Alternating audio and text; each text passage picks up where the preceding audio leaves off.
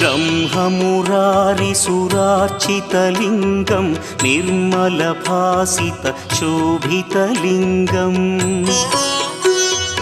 जन्मजदुःखविनाशकलिङ्गं तत्प्रणमामि सदा शिवलिङ्गम् देवमुनिप्रवरार्चितलिङ्गं कामदहन करुणाकरलिङ्गम् रावणदर्पविनाशकलिङ्गं तत्प्रणमामि सदा शिवलिङ्गम्